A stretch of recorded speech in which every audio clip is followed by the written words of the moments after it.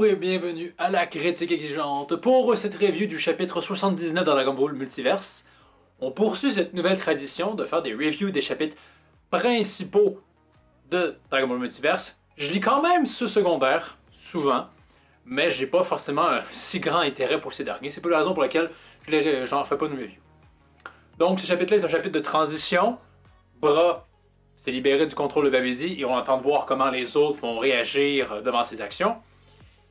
Et on dirait qu'on continue un peu avec cette tendance à vouloir sauver Bra à tout coup. On aurait pu se dire que bon, ça aurait été un point de non-retour et que beaucoup de gens lui en voudraient beaucoup.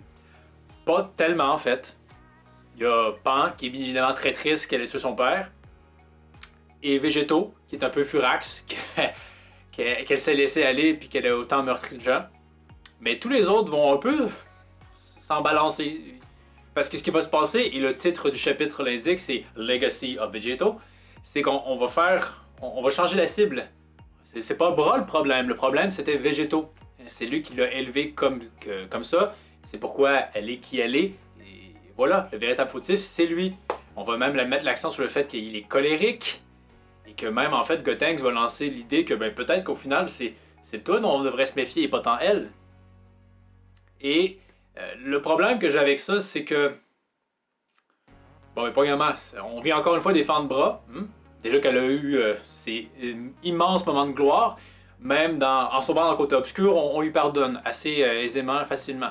Et pour y arriver, ben, du moins pour plus le justifier, ce qu'on va faire, c'est on va un peu transformer Végéto. Parce que si on regarde Dragon Ball Multiverse auparavant, oui, quand Végéto se fait éliminer du tournoi, il est furax. Il dit lui-même que quand Gohan essaie de le raisonner, qu'il voulait frapper Gohan, à quel point il était frustré, mais il l'a pas fait. Et après coup, il se recalme lui-même. Il se dit, oh, bah, ça va aller, je vais réussir à convaincre les Vargas d'avoir des matchs avec Gast, avec le Super Buu. Ça va aller, puis après coup, il fait des farces avec Cell, etc.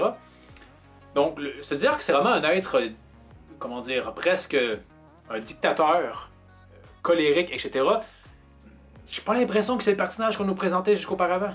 Je veux dire, dans le dernier chapitre spécial, on va mettre de l'avant le fait qu'il est un peu un salopard.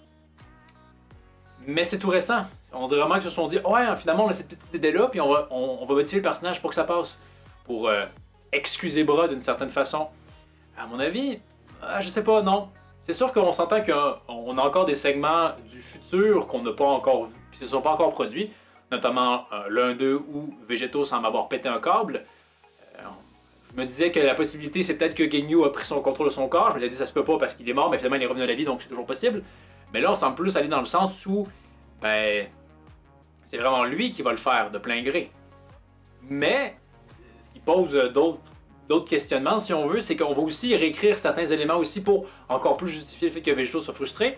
C'est-à-dire que Super Buu, et je le sais, ça avait été mis dans un chapitre spécial, mais encore une fois, chapitre spécial, hein, c'est le fait que Buu est presque Dieu à ce stade-là. Je veux dire, d'un claquement de doigts, il ramène tout le monde à la vie, répare tous les dégâts structurels, est capable de ôter la prise de contrôle de Babidi.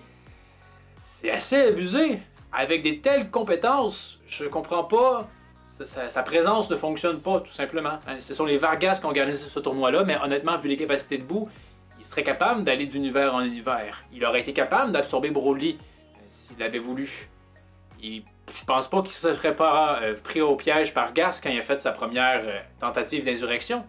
C'est là que j'ai l'impression encore une fois que ça sent un peu une petite réécriture pas suffisamment bien pensée.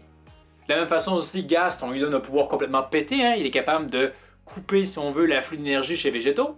Il a une capacité assez pétée et on se demande pourquoi dans ce combat où il semblait quand même en difficulté, il n'est pas utilisé contre Vegeta Super Saiyan 3 et Broly. Au final, il s'en est sorti sans ça. On pourra le justifier comme ça, qu'il aime bien se restreindre pour avoir un sens du défi. Mais je sais qu'il le dit quand il se bat contre le roi démon Piccolo, mais je trouvais que ça sonnait faux à ce moment-là. Un Namek ne fait pas ça, c'est pas dans leur nature, généralement. Et quand tu regardes le personnage aller, il semble pas non plus tellement s'exalter à l'idée de combattre. Donc, je sais pas, on dirait vraiment que on a juste donné des boosts à ces deux combattants-là pour créer de la frustration chez Végéto, afin d'alimenter l'idée que le problème c'est Végéto, pas Bra. Et c'est là que j'ai mon petit pépin à mon avis. Par contre, je suis quand même content, on finit cette transition-là, Et je me demandais comment est-ce que le tournoi allait reprendre. Ben, grâce à Super Boo, il va reprendre comme si en fait presque rien ne s'était passé. Et je suis content parce qu'un peu l'image de Genka Ashura, c'est vraiment les combats qui sont la raison principale pour laquelle je pense que Dragon Ball Multiverse est si intéressant. C'est pas tant c'est pas tant pour l'histoire, on a hâte de voir la continuité de cet affrontement-là. Notamment, je pense que Vegeta est censé affronter Cell. J'ai hâte de voir quand même cet affrontement-là parce que Vegeta semble avoir un retard. Donc, qu'est-ce qui pourrait bien se passer à ce niveau-là?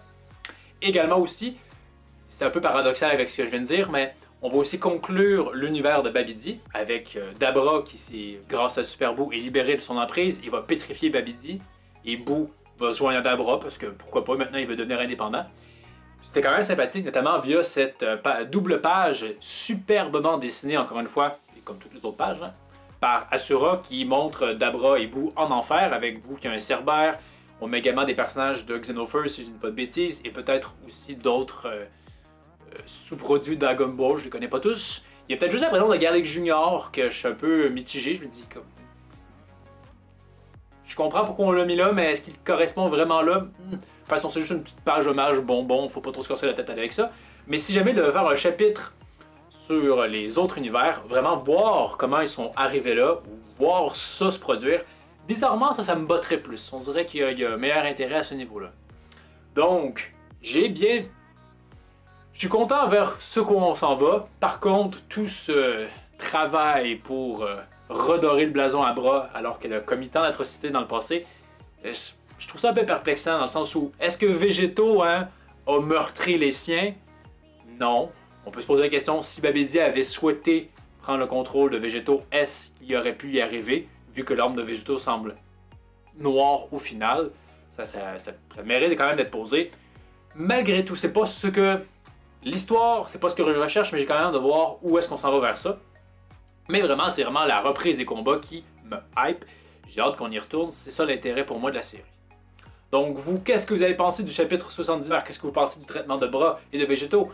Est-ce que vous trouvez que ça a plein de sens? Ou comme moi, on a presque l'impression que c'est l'agir qui se dit « Hey, je peux les troller une autre fois, je suis capable de le faire. Hein? » Donc, hein, faites-moi part de tout ça dans les commentaires. Pour la prochaine critique exigeante, ben, comme prévu, ça va être une review de Vinland Saga, anime de qualité, et ce sera l'occasion pour moi de vous le dire pourquoi ça l'est.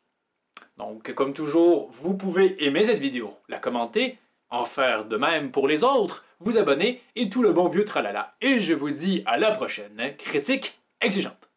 That was too far! You killed him without even giving him a chance!